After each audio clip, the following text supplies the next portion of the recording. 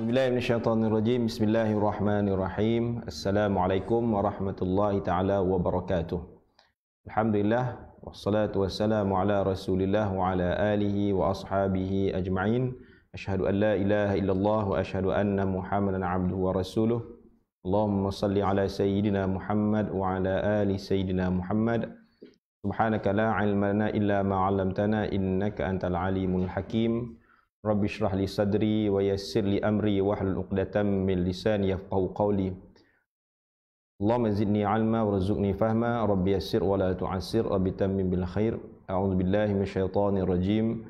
Ya ayyuhalladzina amanu taqullaha wa qulu qawlan sadida yuslih lakum a'malakum wa yaghfir lakum dhunubakum. Wa man yuti'illaha wa rasulahu faqad faza fawzan 'azima. Shadaqallahul 'azim. Amma ba'd. Terima kasih kepada urusia Pondok Masjid, seterusnya tuan-tuan, puan-puan, sahabat-sahabat, para penonton yang dirahmati Allah Subhanahu wa taala. Alhamdulillah, syukur kita kepada Allah Subhanahu wa taala pada pagi ini sekali lagi dapat kita bertemu dalam siri yang ketiga program Pondok Masjid membicarakan akan tajuk ataupun isu yang berkaitan pengajian pengubatan Islam. Terima kasih sebelum itu terdahulu kepada Ustaz Fawaz. Bagi tuan-tuan puan-puan, sama-sama kita doakan agar urusan Ustaz Fawaz dipermudahkan Allah Subhanahu wa taala, seperti mungkin dimaklumkan oleh beliau tadi ataupun tak dimaklumkan, saya maklumkan bahawa beliau diuji rumahnya terbakar pada malam tadi Selepas sesi pengajian ni beliau bekerja ke balai polis untuk membuat laporan. Okey. Tuan-tuan puan-puan mati Allah Subhanahu wa taala, untuk kali ini tajuk kita iaitu berkaitan dengan pendinding diri, keluarga dan kediaman. Saya tidaklah membicarakan, kalau tengok tentang tajuk tu pendinding diri nampak macam satu, keluarga satu dan kediaman satu, jadi tiga. Barangkali ada yang kita gabungkan. Kegunaannya mungkin kita kata lebih kurang sama sahaja, khusus macam diri dan keluarga. Dia dirangkumkan sekali, maknanya tidak saya pecahkan pendinding diri satu, keluarga satu, kediaman satu, tak begitu Jadi ada kegunaannya, barangkali pendinding diri itu juga membantu untuk kegunaan bagi kediaman. Okey, so bila kita nak bincang tentang pengubatan Islam ni, tadi terdahulu kita cerita tentang fik perubatan kan, yang amat sesuai sebenarnya kesinambungan di antara fik perubatan itu dengan fik perubatan Islam ataupun perubatan Islam ini. Sebab perubatan Islam ini, kalau kita masih ingat di awal perbincangan dahulu ketika mana kita bicara tentang pengenalan ilmu perubatan Islam, ilmu perubatan Islam tidak menolak akan ilmu-ilmu perubatan moden yang ada pada hari ini. Bahkan dari sudut pemahaman juga, perubatan Islam itu juga mengiktiraf perubatan-perubatan moden, dan dia sebahagian juga adalah dari sudut syaraknya, dari sudut syariatnya akan keperluan untuk kita beramal ataupun mengambil dari sudut rawatan itu dari sudut moden, kita kata umpama macam tolong macam ditanya tadi tentang isu vaksin apa semua kan. Memang Islam itu telah membuat kajian tentang benda ini, ataupun para ulama juga telah membuat kajian tentang keharusannya, bahkan menjadi wajib kerana masalah yang ada di sana nak dilihat, iaitu masalah maqasid syariah, iaitu menjaga nyawa. Kerana menjaga nyawa ini seperti mana yang dikhabarkan tadi, bahawa dia akan merangkumi banyak benda yang akan terjaga.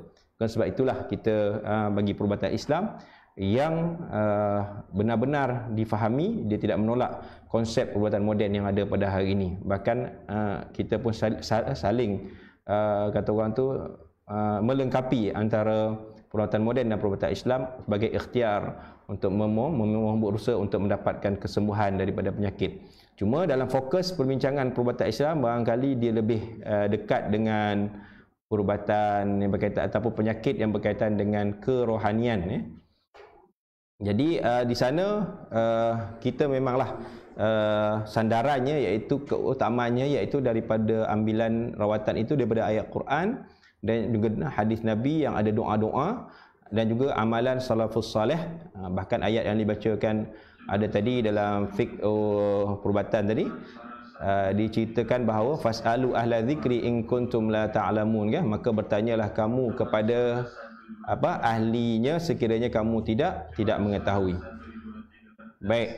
So dalam perbincangan kita hari ini, yang saya kira sebahagian daripada kepentingan yang untuk kita tahu, kerana antaranya iaitu perintah Allah Subhanahu wa taala akan menyatakan tentang perlindungan ini bila Allah kata dalam surah Al-Mu'minun, okey, wa qur rabbi a'udzu bika min hamazatis syayatin wa a'udzu bika rabbi an yahdurun, ya.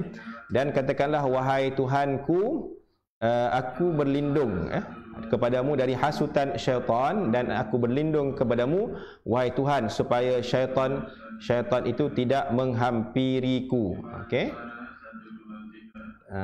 Untuk tekan ni kat mana tu? Untuk gerakkan di TV ke gerakkan di mana? Okey. Okey. Berat bawah dah tu. Tak berapa nak menjadi. Di situ. Okey. Baik. Okey, slide tak jalan, kita tengok try dulu.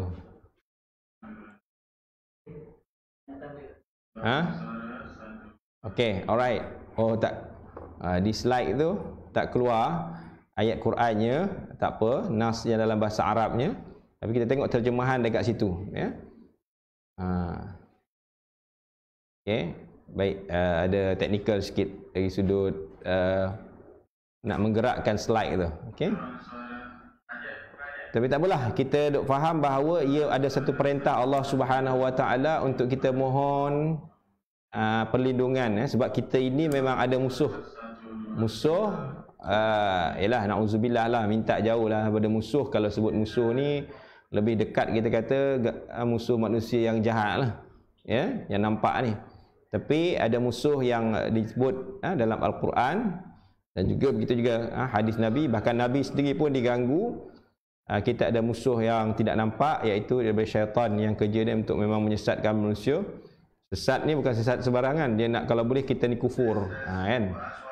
Dia kalau boleh kita nak mati dalam keadaan kita itu tidak beriman kepada Allah Subhanahu wa taala. Maka dengan sebab itulah kita nak minta perlindungan daripada Allah Subhanahu wa taala agar tidak diganggu. Kita ada gangguan apa sikit, gangguan speaker daripada masjid. Ada masjid masuk dalam ni, okey, dia centralize, tak apa. Technical sedang usulkan untuk tutup. Time ni pula dia nak buat apa tu? Nak buat sound check speaker. Okey, tak apa. Sabar, insya-Allah.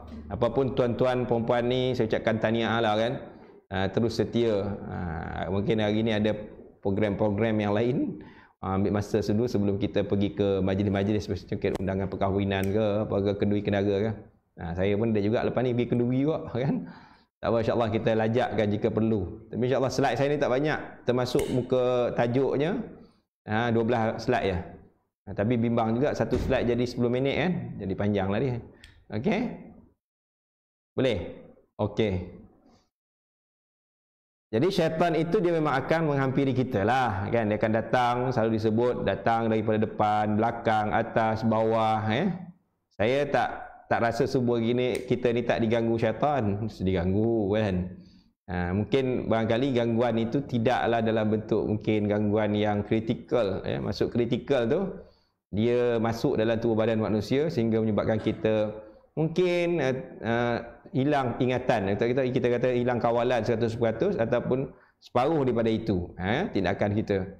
Biasa dalam bentuk luaran ni adalah, bahkan kalau kita nak baca Quran pun disuruh kita baca fa idza qara'tal Quran fasta'iz billah wa idza qara'tal Quran fasta'iz billahi minasyaitonir rajim, kan. Dan apabila kamu nak baca Quran, maka mohonlah akan perlindungan minallah, daripada Allah, daripada syaitan yang direjam, kan. Baca Quran tu buat benda baik.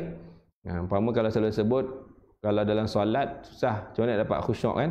sebelum solat lagi, okeylah boleh kita fokus kan. Mula dah angkat takbir, mula dah dia ganggu fikir, datang macam-macam dalam kepala ni, itulah inilah kan.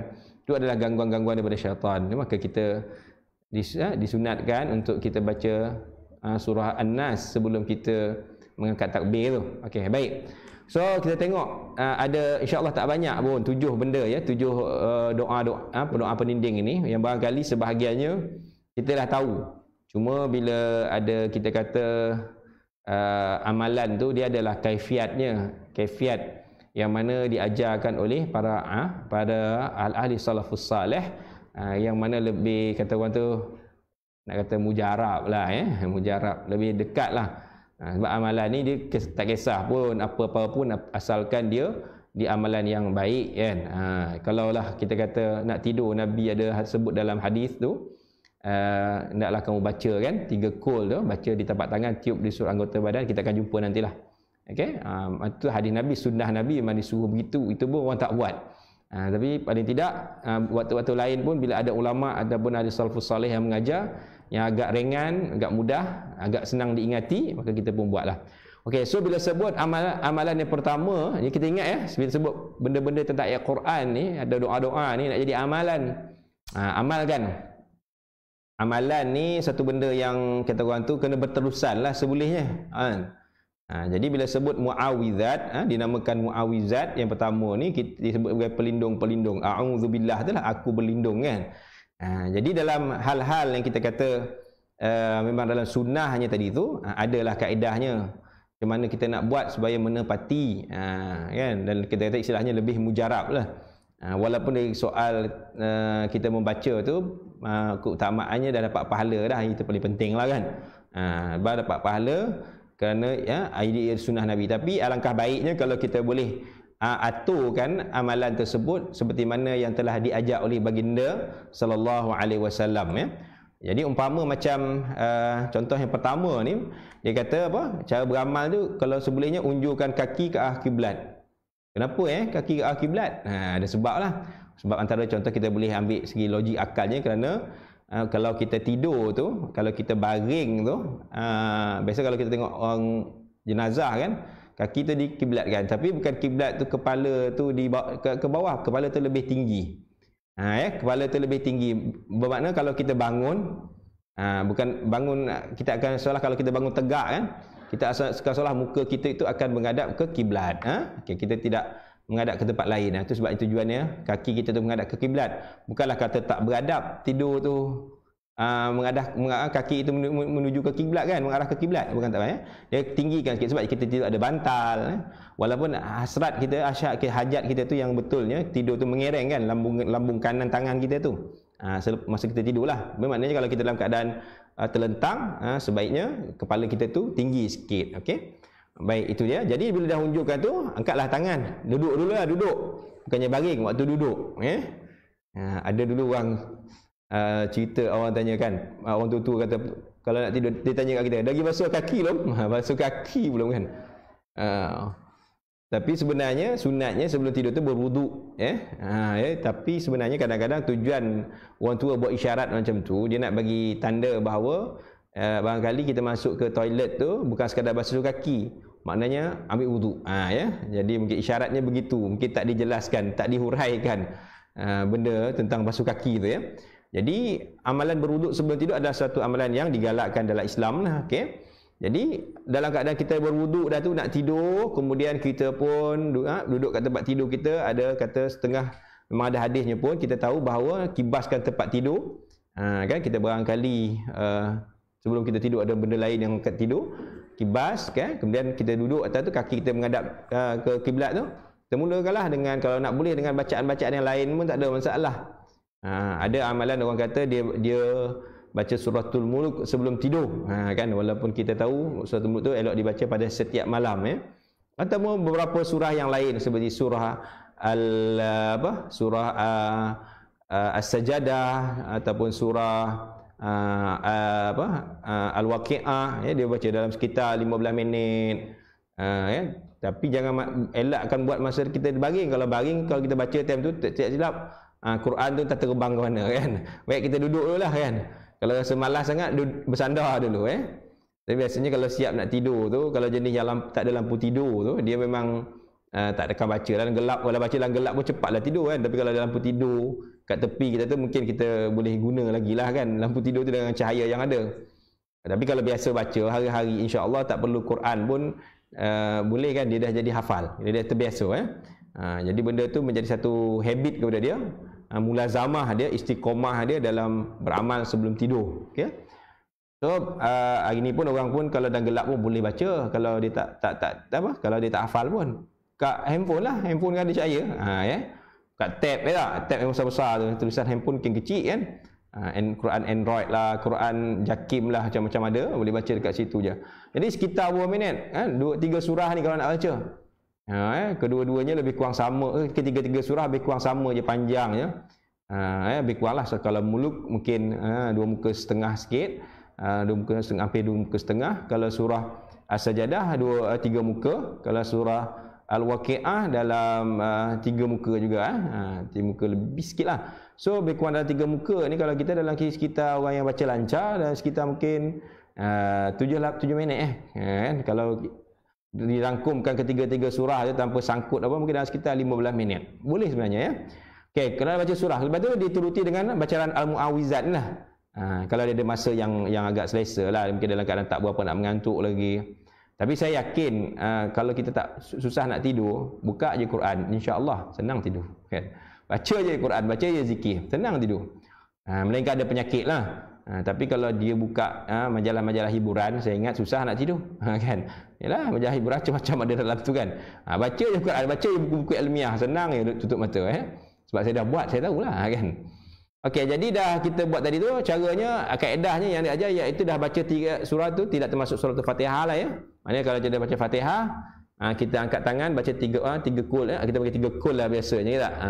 Mu'awwizat ni kita tiup, tarik nafas, tiup dekat tapak tangan.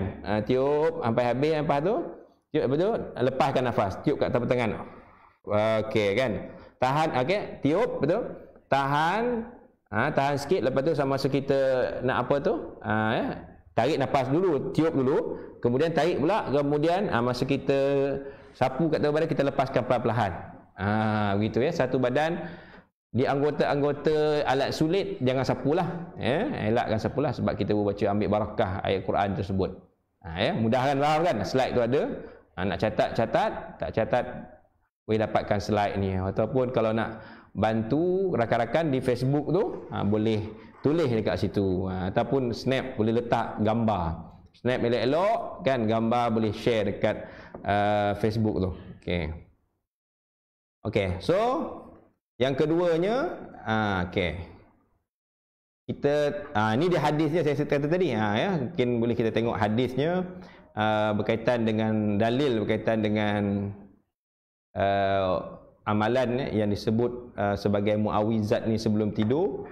Nabi kata, itu dah seperti mana saya bagi daripada 1, 2, 3 tadi itulah, dia punya poin-poin dia tu. Ni dia hadis, dalil, ada dalil sebenarnya bila sebut dalil daripada hadis Nabi, sudah tentulah benda tu amalan sunnah yang bertepatan dalam agama kita. Itu ceritanya kan. Jadi sunnah takkan tak nak buat.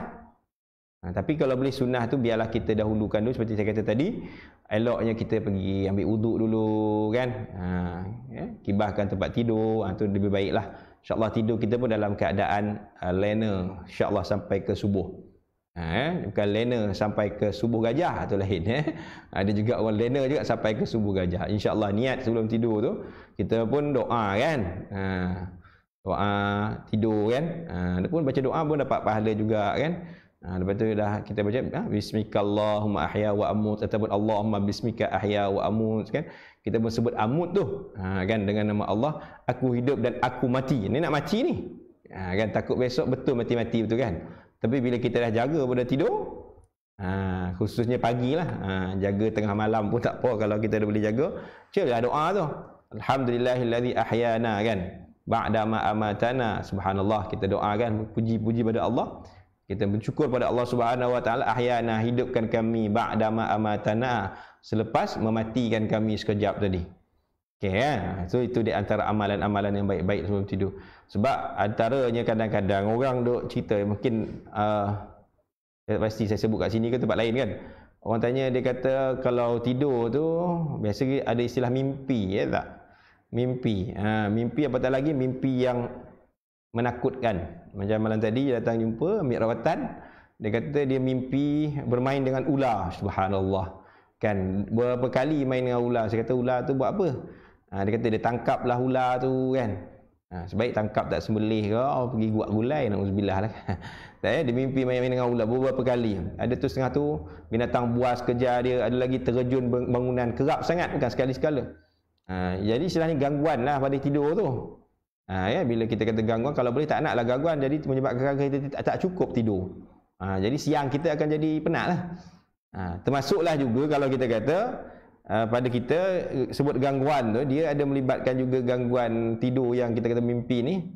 Barangkali mimpi yang baik-baik pun juga kita kata gangguan. Kan? Buat apa nak mimpi kalau boleh-sebelehnya tidur ni? Melainkan kalau mimpi yang kita kata kebaikan seperti mimpi izin Allah jumpa dengan Rasulullah, okeylah. Jumpa dengan orang alim ke kan, tak apalah, mungkin sekali-sekali. Tapi nak dapat bukan senang kan, susah. Mimpi yang baik-baik tadi, mimpi duit sebelah kita 1 juta. 1 juta. Mimpi je pun ambil-ambil jaga-jaga, tak ada duit ni kan. Ingat rupanya mimpi lah 1 juta kan. Contoh tak ada apa, mimpi je. So tak payah tidur, mimpi lah. Eloklah kita mimpi tidur dalam keadaan yang lain. Tapi ada amalan salafus salih, andainya kalau nak bermimpi dengan Rasulullah, ada doanya, ada doa. Nanti kalau nak doa tu tanya dekat Facebook tu. Kalau tak tanya, saya tak bagi. Okay? Sebab kita bincang tajuk yang ni dulu kan, sebab masa kita pun terhad kan. Doa bermimpi dengan Rasulullah. Tanya dengan saya, Ustaz baca doa tu dah mimpi dengan Rasulullah. Itu biarlah rahsia orang Aceh kan. Ya, amalkan, elok amal. Setidak-tidaknya kita ada rasa cinta kepada baginda, nak berjumpa dengan baginda sekalipun dalam mimpi. Ada doa dia. Mungkin ada sebahagian daripada kita yang mungkin tahu doa ni, sebahagian yang tak tahu, dan mungkin ada yang tahu tapi terlupa nak amal. Sampai depan kita boleh amal, khususnya bulan Ramadan ni. Mana dah tahu kan, malam tu kita mimpi Rasulullah, esok kita mati, na'udzubillah kan. Alhamdulillah, na'udzubillah, alhamdulillah. Syukur banyak-banyak walaupun kita bukanlah dapat mimpi Rasulullah tu esok-esok seronoknya, saya mimpi Rasulullah ni nak cerita malam tadi kan. Subhanallah, tak payahlah macam tu kan. Alright. So yang kedua iaitu pendinding, kita nak minta mohon perlindungan dengan doa ayat Quran, iaitu ayatul kursi lah, yang cukup sinonim. Kuliah sebelum ni memang kita ada cerita dah tentang yang asas-asas tu terkandung di sana ayat kursi. Ayat kursi kan, walaupun muawizat tadi ada juga, tapi barangkali kita pun tak nak perasan kaedah penggunaan dia. So di sini kita lebih perincikan lagi. Jadi ayat kursi ni ada kisahnya, kita tahulah kan. Ada sahabat Nabi yang jaga harta Baitul Mal, saya pun sebut hari tu, 3 malam dia didatangi oleh syaitan. Jadi bila syaitan sendiri suruh baca ayat kursi kalau dia tak nak bagi masuk ambil harta Baitul Mal tu, ya, bagi jumpa dengan Rasulullah beritahu, itulah syaitan. Bukan syaitan itu mengajar, ayat kursi itu memang dah ada dah, cuma dia bagi tahu kalau tak nak bagi masuk, aku masuk, bacalah ayat kursi ni. Ayat kursi ni memang saya rasa tak ada orang tak hafal, cuma cara bacaannya cara masing-masing lah, qiraat masing-masing. Sebab kalau barangkali kalau yang tak mengaji tu dia hafal tapi dia main baca je, ikut sedap mulut lah kan. Sebab kita dah lama dengar dah daripada dulu. Kadang-kadang asal lalu kurbu ya, baca ayat kursi, lalu kurbu ayat kursi, padahal kurbu tu tak bersalah apa-apa pun kan. Asal gelap ni, tempat gelap baca ayat kursi, takut nah dengan tu Alright Jadi ayat kursi ni memang cukup lah. Dan kita pun ada ustaz kita beritahu musim-musim Covid ni elok kita banyak beramal dengan ayat kursi lah. Sebab kita sebut Allah itu esa, dia berada dia wasi'a kursiyyuhus samawati wal ard kan. Allah itu berada di arasy kan, yang berkuasa atas segala-galanya. Amalkan ayat kursi. Jadi bukan sekadar kita nak mohon perlindungan daripada syaitan, bahkan makhluk yang Allah ciptakan yang membawa kepada mudarat pun elok kita amalkan ayatul kursi. Okay, jadi bacaan ayat kursi ni kalau kita buka Quran tu, barangkali ramai yang baca ayat kursi ni dia main langgar je wakaf tu. Tak salah pun tapi kalau sebaiknya baca dengan 9 wakaf lah. Boleh tengok tanda-tanda dalam tu. Saya tak nak baca lah bagi menjimatkan masa. So ayat kursi tu mau faham, ada tanda Quran dalam wakaf tu bukan ada 9. 1, 2 cari sampai 9, sampai wahwal aliyul azim tu jumlah wakaf dia 9. Sekalipun hujung tu pendek, wala ya'udu hifzuhuma, kerana biasa orang sambung tu wala ya'udu hifzuhuma wa huwal aliyyul azim, tapi Sebaik-baiknya wala ya'udu hifdhuhuma, berhenti. Tarik nafas, wa huwal aliyyul azim. Jadi 9 kali lah, 9 waqaf ya. Jadi dibaca caranya bila kita sebut tentang amalan itu untuk ada teknik dia, kaedahnya supaya lebih apa? Ya. Dia dilihat di situ, iaitu pertama, kalau lepas kita baca ayat kursi itu, tiup di sekeliling keliling kita lah, kita pusing dah baca, kita pusing, tiup pusing sampai kita menghadap balik. Kalau kita menghadap kat depan ni baca, tiup pusing sekejap je tu. Itu kaedah untuk melindungi diri lah di mana kita berada, masuk di rumah tempat baru, di tempat hotel penginapan baru, apa sajalah tempat yang kita rasa tempat tu sebelum ni orang lain duduk kan, ataupun kita pergi mana-mana yang dirasakan tempat itu istilahnya serem sikit ya. Jadi boleh baca ayat-ayat tu kan, ayat kursi tu Kemudian dalam soal ayat kursi ini digunakan untuk melindungi rumah. Macam mana kaedahnya? Okey. Antara kaedahnya iaitu kita baca ayat kursi, lepas tu sambil berjalan lah keliling rumah. Keliling rumah. Macam tadi tu, kalau sendiri punya kita memang pusing tu memang lawan jam lah, anti clockwise. Untuk rumah, kita menghadap dalam rumah. Andai soalan, kita kata pintu kita tu, kemudian kita berdiri kat situ, kemudian kita baca lah, kalau seboleh-bolehnya mula dengan Fatihah, dengan selawat lah. Kemudian kita baca ayat kursi itu, berjalan pusing dalam rumah. Tak ada lah tiup lah. Tapi biasanya kalau rumah yang ada gangguan, kaedah rawatan kita iaitu kita ada air yang didoakan. Kalau misal kata andainya dibuat majlis rawatan, memang kita berhimpunlah beberapa orang, memang bermula dengan maghrib, azan maghrib, solat hajat, solat maghrib, solat hajat, baca yasin, ada zikir-zikir bacaan ruqyah tu lah, ruqyah yang ketiga tu yang kita bincang sebelum ni tu. Kemudian kita minta sediakan air lah, air paip ke, air mineral ke, apa sajalah. Jadi selepas solat isyak tu, kita akan buat aktiviti macam kita membaling, merejam di sekeliling rumah itu, iaitu dengan kita letakkan air ke dalam mangkuk, dalam bekas, bukan dalam spray tau, kan. Kaedah kami Darul Syifa, kita gunakan air letak dalam mangkuk gayung ke apa ke, kan, bukan dalam spray. Ada orang setengah tu dia nak mudah, dia pakai spray je. Paling nak cepat, bagi nak power pakai racun punya tu, lagi laju air tu kan. Kita bukan istilah nak macam tu, kita usaha dengan sedi tangan kita membalingnya. Jadi kita ada air tu, kita pusing baca ayat kursi round rumah. Cuma dalam pada bilik air, kalau ada bilik air, kita akan baling daripada luar, sebab kita nak masuk dalam bilik air baca ayat Quran tak kena lah kan. So bacalah pusing sampai wa huwal aliyyul azim, ulang balik ayat tu, ulang balik sampai jumpa kat mana kita berdiri tadi. Lepas tu bawa naik, kalau rumah 2 tingkat, kalau rumah bawah tanah kan, buat pula atas. Dah selesai atas mungkin bawah tanah, tak kisahlah mana-mana dulu pun.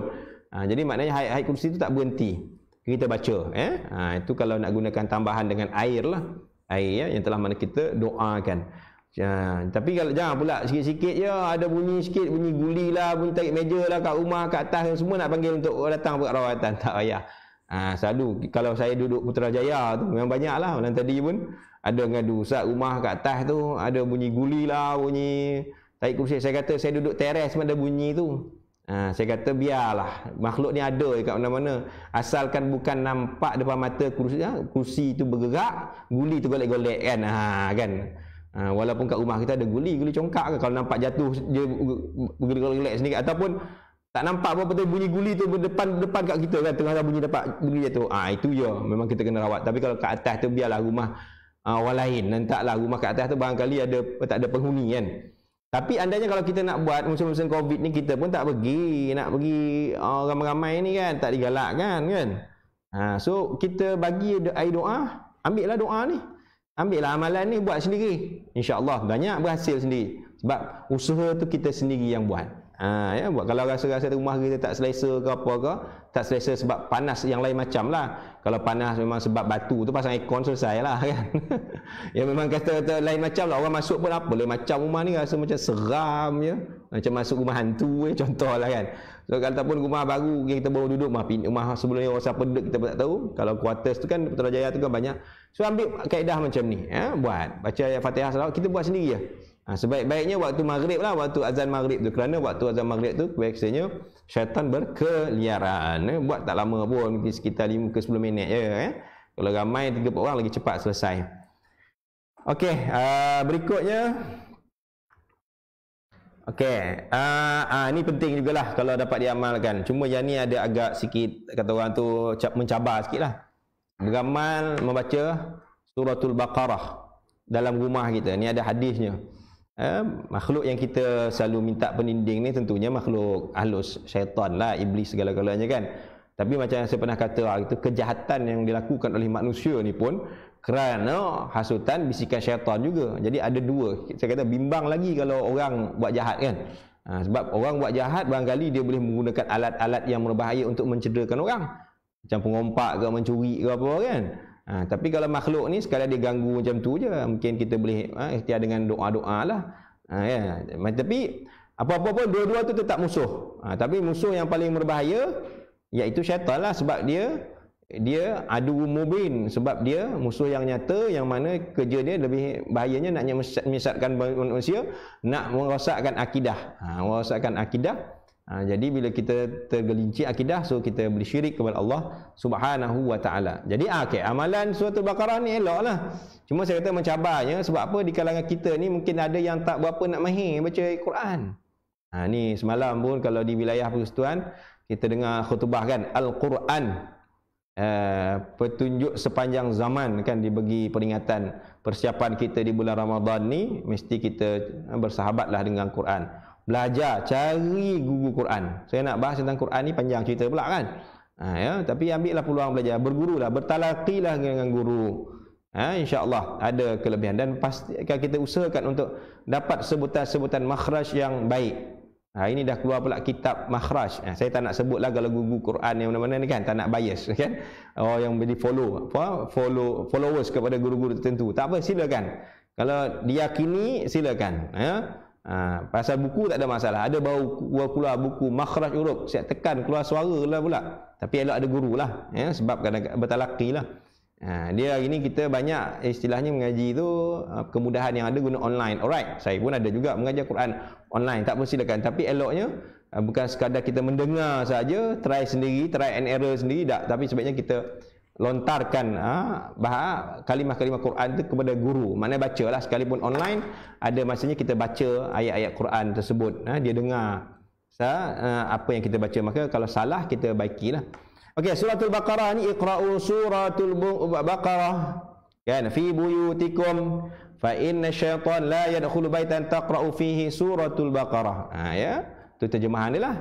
Di mana disebut bacalah kamu, perintah tu, iqra'u fi'lul amr, bacalah kamu suratul Baqarah. Dikatakan kalau baca tu 3 hari lah, kena baca lagi berikutnya 2 juzuk setengah lebih kurang. 2 juzuk setengah ni orang yang fasih, yang lancar baca. Kan, bukanlah nak baca berturut-turut pun tak semestinya, maknanya baca berterusan kan. 2 juzuk setengah ni berkurang dalam, kalau yang lancar baca dalam 1 jam suku je, insya-Allah boleh, tanpa sangkut lah, dalam keadaan baca hadar.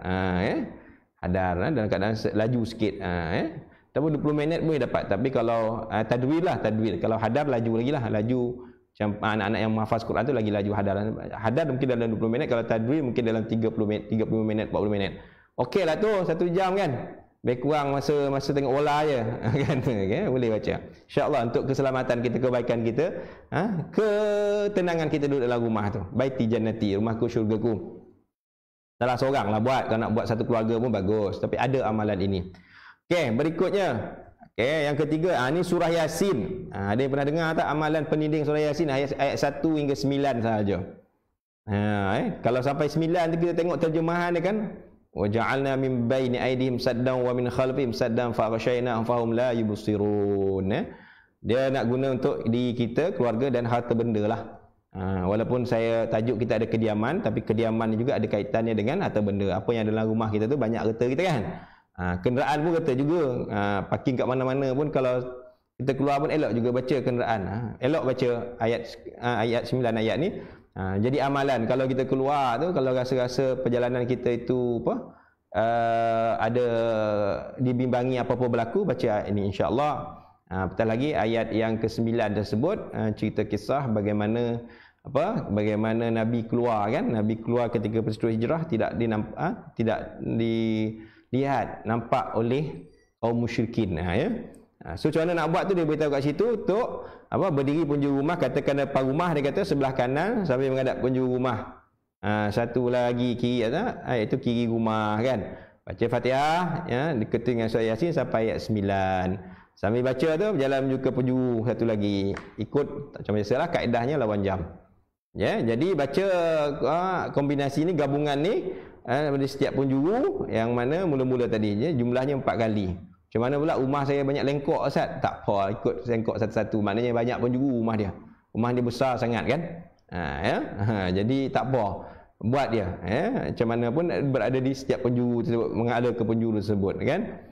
Okey, lepas tu bila yang terakhir sekali kita menghadap macam mana? Bila kita duduk kat tengah-tengah tu kita menghadap sambil baca, mengisyaratkan pandang ke keseluruhan bumbung rumah tu lah. Okey, sambil mengisyaratkan mendinding kita mendinding, bukan dinding rumah tu, mendinding, memohon perlindungan pada pandang atas bumbung rumah. Ada tambahan kalau nak pandang ke bawah pun boleh. Itu sekira sebagai macam pagar rumah lah kan. Pagar dari sudut amalannya. Kalau pagar dari sudut fizikalnya pasang je lah. Pagar pun nak berapa tinggi pagar pun, nak tambah lagi dengan CCTV, silakan, tak ada masalah. Itu usaha kita, kemampuan kita kan. Setiap bilik CCTV boleh, tak ada masalah kan. So itu kalau kita nak ikhtiar, maknanya dua-dua boleh. Tapi jangan pula dah baca pasang CCTV tak kunci pintu rumah pula, tak boleh juga kan. Buat juga rumah gate kunci, pintu masuk kunci, semua kunci juga kan. Langkah-langkah itu tetap diperintahkan juga sebab kita tahu bahawa dia berkaitan dengan fizikal manusia. Kita kata kehidupan naluri manusia ataupun dia punya, kita panggil apa, fitrah manusia itu memang kena begitu, ada perlindungan dari sudut amalan-amalan kebiasaannya kan. Sebab orang bukan Islam pun dia tetap jugalah cara kaedah mengunci rumah, mengunci kenderaan apa semua. Tapi kita orang Islam ada lagi satu kebergantungan kita kepada Allah Subhanahu Wa Taala dengan membaca ayat-ayat tertentu daripada Al-Quran yang ataupun doa-doa yang telah diajar oleh agama kita. Okey. Baik, seterusnya yang keempat, baca pendinding dengan ayat penggerak. Kita namakan ayat penggerak kerana dia diamalkan bila kita nak bergerak. Macam mana-mana perjalanan kita kan, musafir kita, boleh baca ayat ni. Dan ini pun dibaca ketika mana musim, ketika musim kita panggil ni, pada situasi sekarang lah, nak kata musim, macam bermusim lah pula situasi pandemik COVID-19 ni pun kita diajar kan. Supaya baca dengan bismillahirrahmanirrahim la yadurru. Ini kena banyak bacalah kan. Kita nak keluar rumah bukan untuk kenderaan kita saja, perjalanan kita, bahkan rumah kita itu sendiri pun mudah-mudahan dilindungi, tidak dimudaratkan tidak memberi mudarat sesuatu yang di bumi kan, dan juga tidak mudarat juga apa yang ada di langit, kerana Tuhan itu, Allah itu, dia itu Allah maha mendengar lagi maha mengetahui. Okey. Jadi kaedah ada sikit. Kaedah ni kita tengok yang nombor 2 tu. Okey. Yang pertama tu dia sebut kalau elok baca 7 kali lah. Bismillahirrahmanirrahim ni 7 kali. Kemudian lepas tu yang kedua dia kata apa?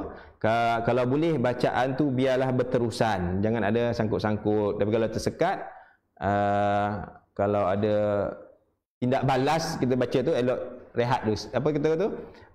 Relax dulu kan, relax dulu. Jadi rehat, baca apa tu? Baca lagi sebanyak 7 kali. Tu barulah kita kata terus mulakan perjalanan, okey. Ataupun sesuatu apa-apa pekerjaan lah, khususnya meninggalkan rumah dalam tempoh yang mungkin lama lah kan. Tak lama pun elok juga baca, Kita meninggalkan rumah yang mungkin kita tak ada orang duduk, Itu juga kenderaan kita, kenderaan yang baru kita beli tu kan. Kan takut sangat hilang, eloklah kita baca. Jangan pula jadi ada satu sahabat ni, dia tanya dengan saya, Ustaz, boleh tak saya nak baca surah Yasin buat salat hajat kat rumah dia sebab dia beli kereta baru. Masya-Allah kan, sampai tahap begitu nak bagi kat rumah saya untuk baca Yasin, nak buat ayat Yasin, nak simbah pula ayat Yasin kat kereta. La ilaha illallah. Yang ni kita kata terlampau-lampau lah. Jangan melampau-lampau sangat dalam hal-hal dalam hal-hal agama ni kan. Sebab walaupun kita pun tahu memang kita tak nafikan ada bid'ah hasanah, tapi melampau-lampau ni pun tak boleh kan. Sampai kan nak buat salat hajat lah pasal kereta semata-mata kan. Tapi hal-hal macam ni, amalan ni saya kata macam penggerak ni boleh buat lah. Kan memang ada pun Nabi pun suruh kita baca sebab perkataan dur tu la mudarat. Mudarat dia minta dijauhi daripada sebarang bentuk kemudaratan. Ini pun kita tahu ada hadisnya. Nak beritahu kat sini ada hadisnya. Ni keluar bahasa mana ni tak tahulah tulisan ni kan, sebab komputer Rusia ni tak ada bahasa Quran ni menunjuk Rusia pun kat komputer tak ada Quran ni. Apa masalah ni kan? Ustaz belaka tu percaya kena masukkan software Quran in Word ke apa kan. Tak apa, komputer pejabat ya kita semua. So tu hadisnya, tak apa baca terjemahan ni je, tak ada masalah kan. Nabi kata siapa yang baca sebanyak 3 kali, nescaya dia pada waktu pagi dia tak akan ditimpa sebarang bentuk bala bencana lah. Pada waktu petang itulah juga tidak akan menimpa. Maknanya kalau kita baca pagi bawa ke petang selamat kan, bawa ke petang sampai ke pagi besok selamat. Maknanya satu hari itu selamatlah, insya-Allah dilindungi mudah-mudahan. Tapi kalau kena juga macam mana? Itu ujian Allah Subhanahu Wa Taala lah yang Allah pasti beri kepada kita untuk ayyukum ahsanu amala. Itu kita tak nafikan, Allah itu sentiasa untuk memberi ujian kepada hamba-hambanya untuk menilai sejauh mana dia menjadi hamba yang saleh ataupun sebaliknya. Seterusnya pendinding dengan doa berkubu. Dan habis dah ni, dan habis dah, tak banyak pun kan bincangan kita pagi ni.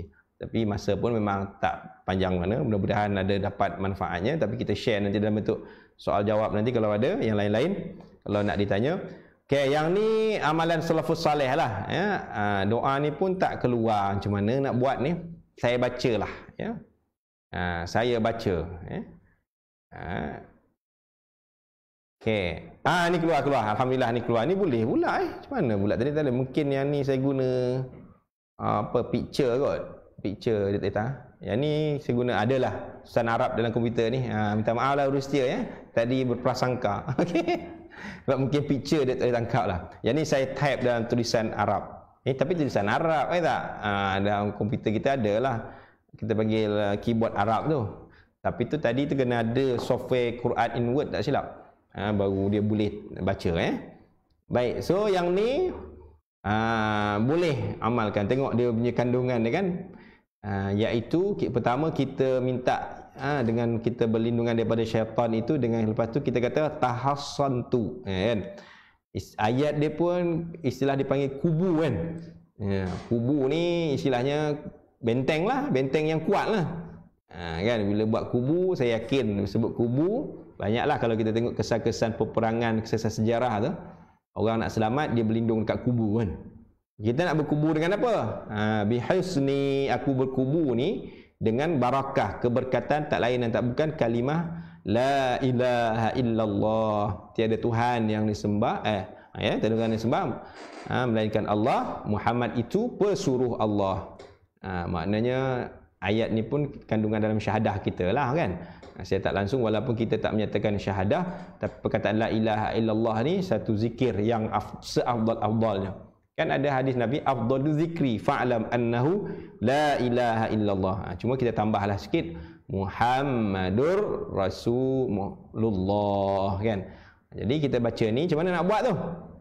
Amalannya macam itulah, nombor 1 sampai ke 5 tu.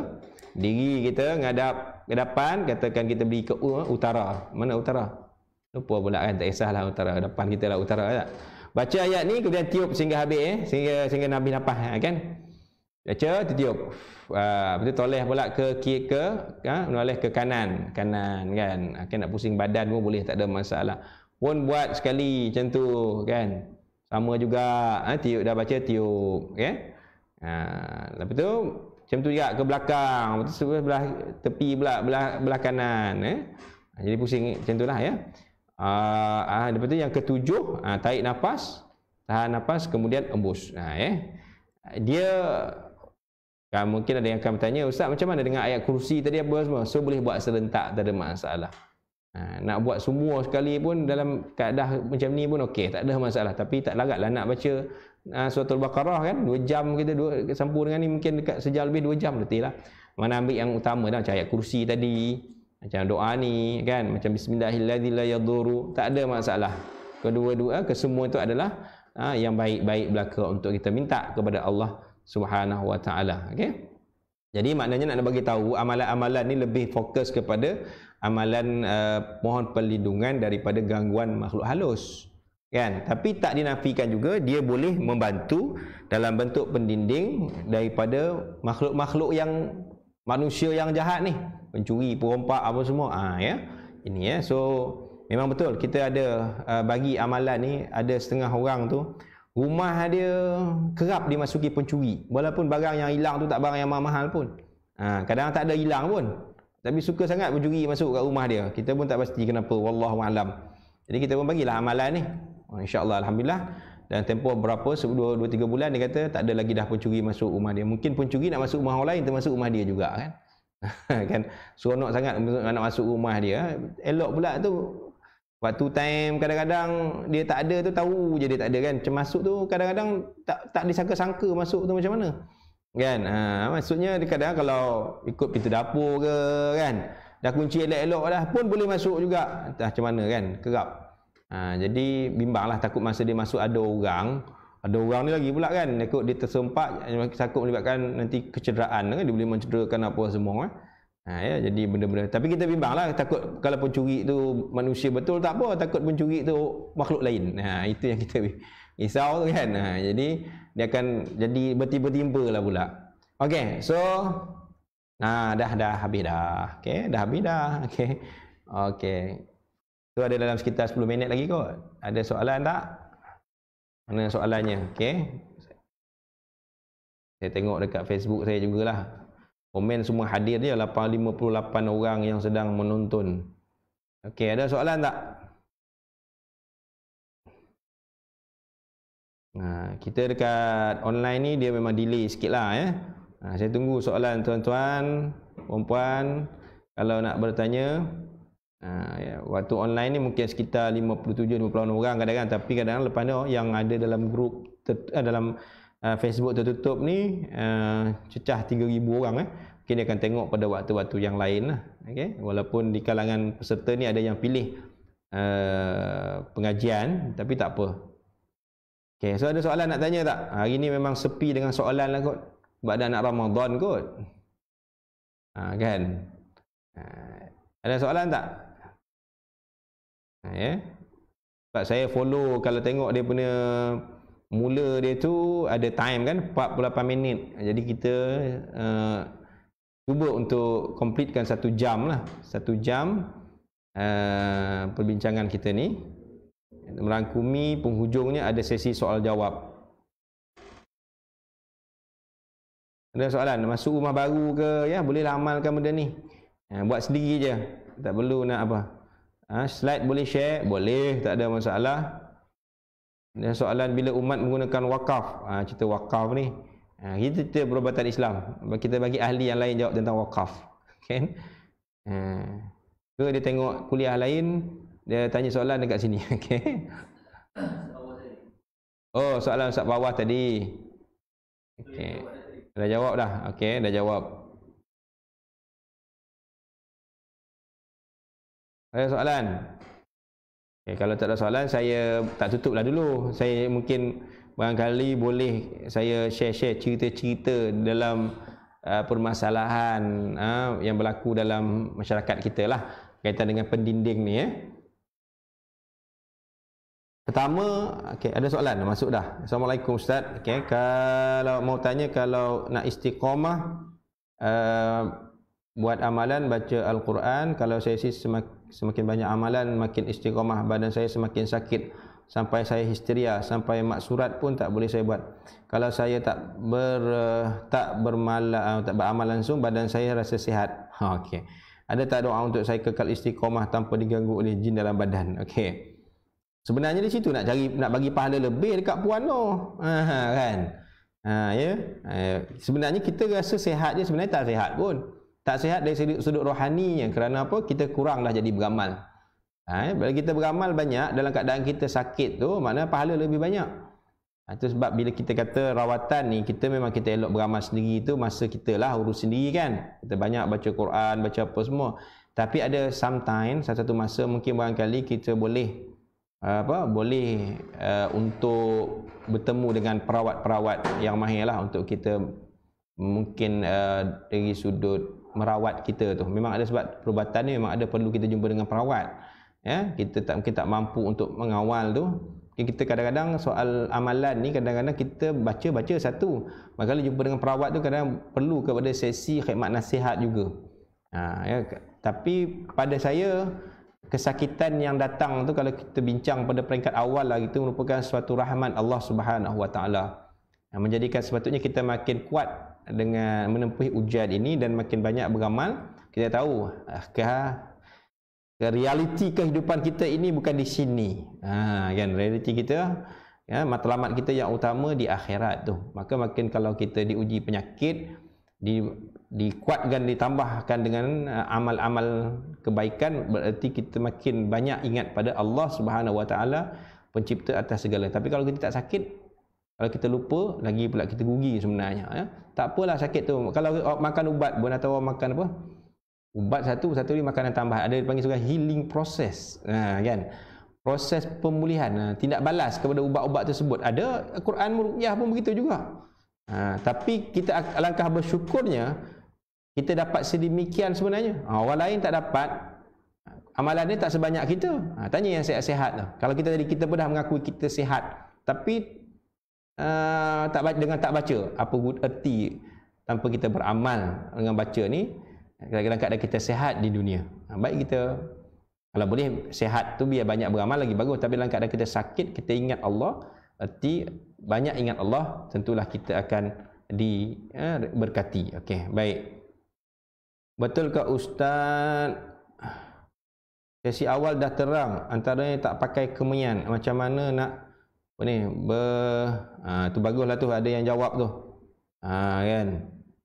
Ustaz dah cerita sesi yang awal, boleh cari terus dekat Facebook ni mana sesi yang pertama dulu. Terima kasih yang reply. Ini memang dia fokus sungguh dah ni. Okey. Ya. Okey, berilah mimpi. Siap pin ya. Doa mimpi dengan Rasulullah, mimpi bertemu Rasulullah. Sekejap lagi penghujung rancangan. Stay tune. Memang saya bagi ya.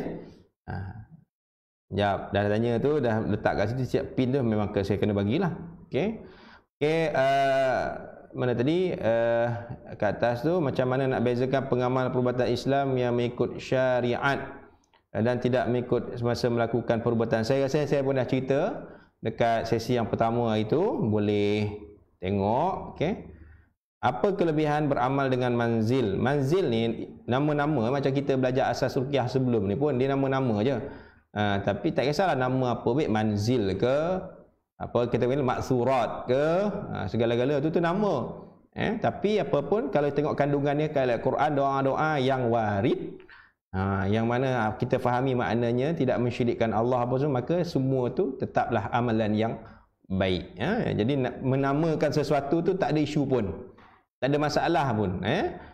Manzil ke maksurat ke atau panggil dua apa, ada satu buku tu, tapi itu dah tak keluar dah, sebab ada keraguan sikit tentang hadisnya.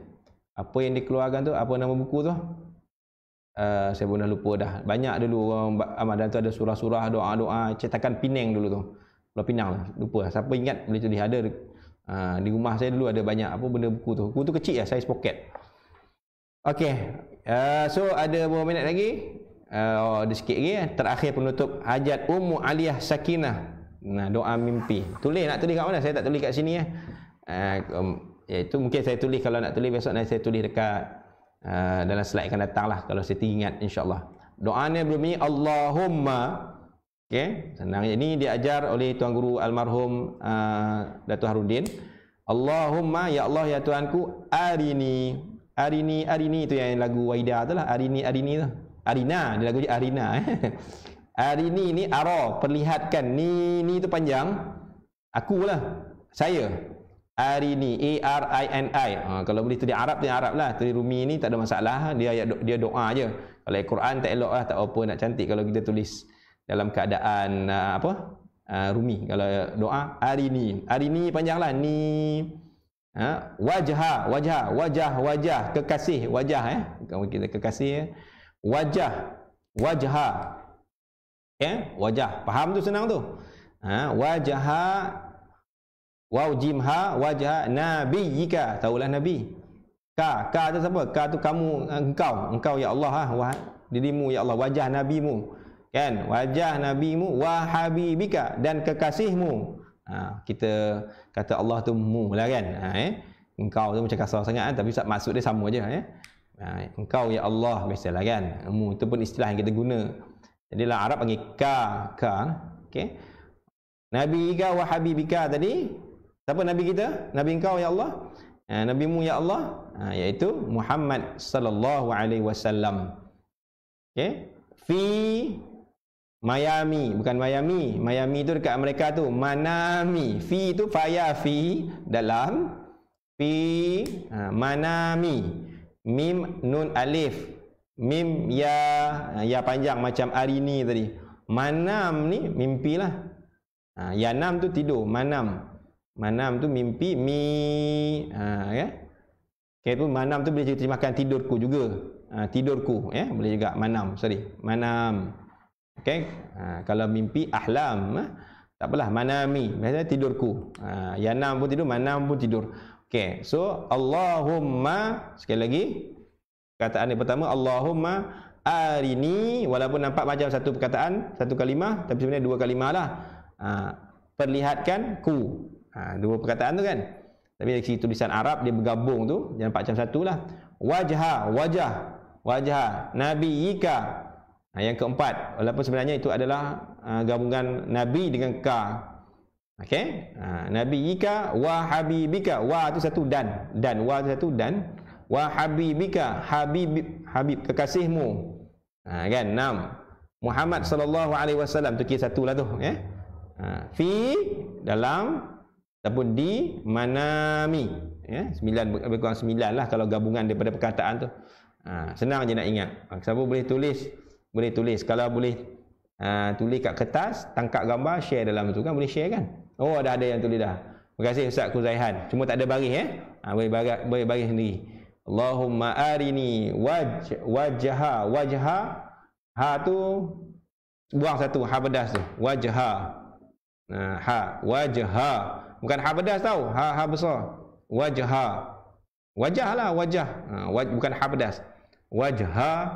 Boleh buang satu ha pedas tu. Kalau yang Ustaz Kuzaihan tulis tu, yang Khairul Izzat tu ha pedas dia buat.